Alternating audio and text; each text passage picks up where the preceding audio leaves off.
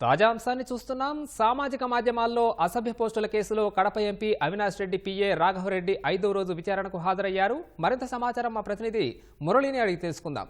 మురళి, రాఘవరెడ్డి విచారణలో ఏమైనా పురోగతి ఉందా? Anudeep, Kadapa MP YS Avinash Reddy PA రాఘవరెడ్డిని పులివెందల పోలీసులు సుదీర్ఘంగా ప్రశ్నిస్తున్నారు. ఇవాళ ఉదయం 10:30 గంటలకు పులివెందల అర్బన్ పిఎస్ లో డిఎస్పీ మురళీ నాయక్ రాఘవరెడ్డిని విచారిస్తున్నారు. గత 4 రోజుల పాటు వరుసగా Kadapa cyber crime police station లో రాఘవరెడ్డిని విచారించగా ఇవాళ మరోసారి 41A నోటీసులు జారీ చేసి పులివెందల పోలీస్ స్టేషన్ నుంచి రమ్మని చెప్పడంతో ఆ మేరకు న్యాయవాదితో కలిసి వచ్చినటువంటి రాఘవరెడ్డి డిఎస్పీ మురళీ నాయక్ ముందు విచారణ హాజరయ్యారు. ప్రధానంగా ఇతను వర్రా రవీందర్ రెడ్డి చేత, పులివెందలకు చెందిన వైసీపీ సామాజిక మాధ్యమ కార్యకర్త వర్రా రవీందర్ రెడ్డి చేత సునీత, షర్మిల, విజయమ్మల పైన అసభ్యకరమైన పోస్టులు పెట్టించారని రాఘవరెడ్డి పైన ప్రధానంగా అభియోగాలు ఉన్నాయి.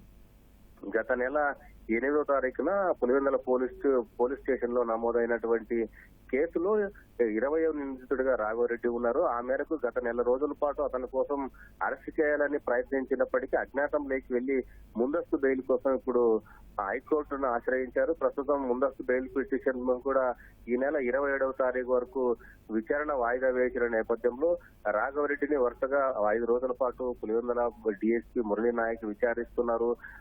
వర్రా రవీందర్ రెడ్డి చేత ఎందుకు ఇలాంటి అసభ్యకరమైనటువంటి పోస్టులు సామాజిక మాధ్యమాల్లో పెట్టించాల్సి వచ్చిందనే దానిపైన రాఘవరెడ్డిని ప్రశ్నిస్తున్నారు. జగన్ కుటుంబ సభ్యులైనటువంటి 3 మహిళలపైనే ఎందుకు ఇలాంటి వ్యాఖ్యలు చేసే విధంగా అంత జుగుప్సాకరంగా హేయమైనటువంటి రీతిలో పోస్టులు పెట్టించాల్సినటువంటి అవసరం ఏమొచ్చింది?